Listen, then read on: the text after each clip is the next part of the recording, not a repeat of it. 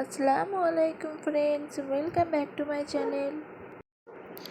আবারও একটি রেসিপি নিয়ে চলে এসেছি। আশা করছি এই রেসিপিটা আপনাদের ভালো লাগবে। তো আজ আমি খুবই সিম্পলভাবে মাছ রান্না করব আলু দিয়ে। আমি কিভাবে এই মাছটা রান্না করব তো চলুন দেখে নিই।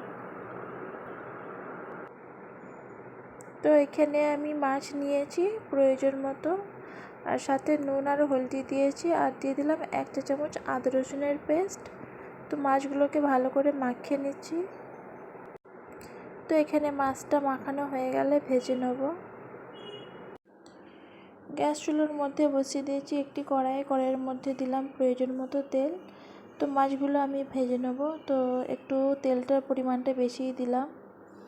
তো তেলটা গরম হয়ে যাবার পরে মাছগুলোকে দিয়ে দিলাম।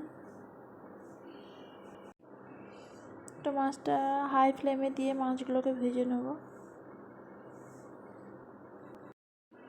তো আমি চেষ্টা করি মাছ যেভাবেই রান্না করি না কেন, তো মাছগুলোকে প্রথমে খুব ভালোভাবে ভেজে নেওয়ার। তো রান্নার মাছও আমি খুব ভালোভাবে ভেজে নিয়ে রান্না করি। আপনারা চাইলে হালকা মাছ ভেজেও রান্না করতে পারেন। তো আমাদের কাছে হালকা মাছ ভেজে রান্না খাওয়াটা পছন্দ করে না, তো তার জন্যে আমি মাছগুলোকে খুব লাল লাল করেই ভেজে নিই। তো এখানে মাছগুলো দেখুন একটা সাইড ভাজা হয়ে এসেছে, তো আর একটা সাইড উল্টে দিলাম। তো এখানে মাছগুলো ভাজা হয়ে গেছে, তেল থেকে তুলে নিচ্ছি।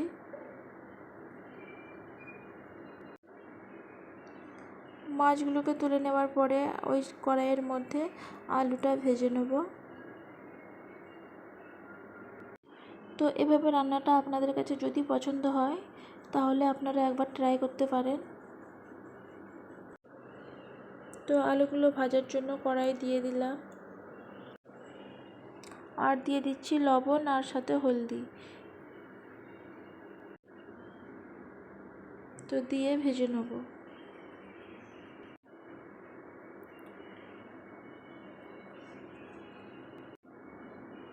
এখানে আলুগুলো ভাজা হয়ে গেছে, তুলে নিচ্ছি। আলুগুলো 90% ভাজা হয়ে গেছে।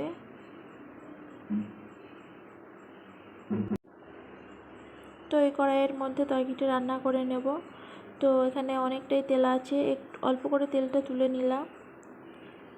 তো এই কড়াইয়ের মধ্যে দিয়ে দিলাম 2টা পেঁয়াজ কুচি। পেঁয়াজটাকে হালকা করে ভেজে নেব। তো বাদামি কালার মতো হয়ে এলে দিয়ে দেবো লবণ আর সাথে আদা রসুনের পেস্ট। আমার চ্যানেলে যদি নতুন বন্ধু হয়ে থাকেন, আমার রান্নাটা যদি আপনাদের ভালো লাগে তাহলে সাবস্ক্রাইব করে দেবেন, আর ভালো লাগলে একটি লাইক করে দেবেন। আদা রসুনটা দেবার পরে 30 সেকেন্ড মতো ভেজে নেব। আদা রসুনের পেস্টটা দেবার পরে একটু সময় নিয়ে যদি না ভাজি তাহলে আদা রসুনের কাঁচা গন্ধ ছাড়তে পারে। তো এখানে আমি মশলাগুলো অ্যাড করে দিচ্ছি। হলদি পাউডার, জিরা, লঙ্কা আর ধনিয়া পাউডার।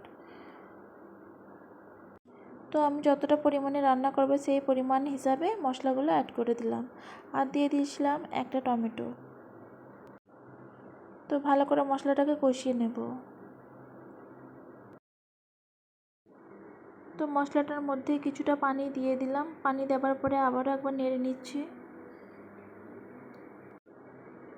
তো মশলাটা যত ভালোভাবে কষানো হবে তরকারির কালারটা কিন্তু অনেকটা সুন্দর আসবে, আপনারা একবার খেয়াল করে দেখবেন।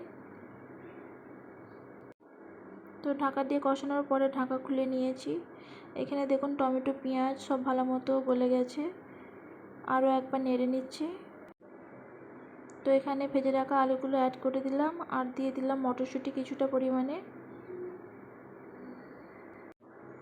তো ভালো করে মশলার সাথে আলু আর মটরশুঁটিটা মিশিয়ে নিচ্ছি।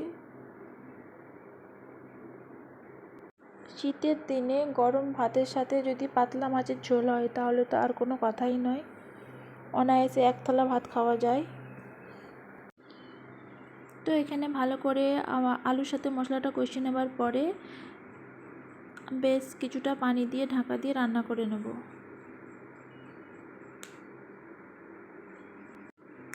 তো এখানে আমি পানিটা একবারে অ্যাড করে দিলাম, কারণ আলুটা অলরেডি ভাজা আছে। আর মশলাটাকে আমি খুব ভালোভাবে কষিয়ে নিয়েছিলাম। তো ঢাকা দিয়ে কিছুটা সময় রান্না করে নেব। তো ঢাকনাটা খুলে দেখে নিচ্ছি, আর মোর আলু সিদ্ধ হয়ে গেছে। আর ভালো করে আরও একবার নেড়ে নিচ্ছি। আপনারা চাইলে এই মাছের ঝোলটা আর একটু পাতলা করে নিতে পারেন। তো মাছটা দেবার পরে আমার কাছে মনে হলো অল্প ঝোল আছে, তো আর একটু পানি অ্যাড করে দিয়েছিলাম। তো এখানে মাছগুলোকে দিয়ে দিচ্ছি।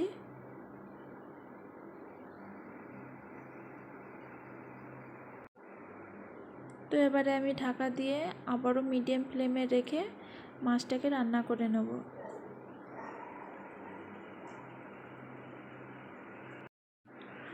খুব সহজভাবেই মাছ রান্নার রেসিপিটা আপনাদের সাথে শেয়ার করলাম। আমি কিভাবে রান্না করি সেটা শেয়ার করলাম। আমার এই রান্নাটা আপনাদের কাছে একটুও যদি ভালো লেগে থাকে তাহলে একটি লাইক, কমেন্ট, শেয়ার করবেন। আর আর সাবস্ক্রাইব করে বেল আইকনটি অল করে রাখবেন। ধনিয়া পাতাটা দেবার পরে আরও একবার নেড়ে নিচ্ছি। ঢাকা দিয়ে মাছটাকে মিডিয়াম ফ্লেমে 5 মিনিট মতো রান্না করে নেব। তো এখানে আমার ফাইনালি রান্নাটা হয়ে গেছে, মাছের ঝোল। তো ভিডিওটি আর বেশি বড় করলাম না, এখানেই ভিডিওটি শেষ করলাম। আবারও নেক্সট কোনো ভিডিও নিয়ে চলে আসব। আল্লাহ হাফিজ।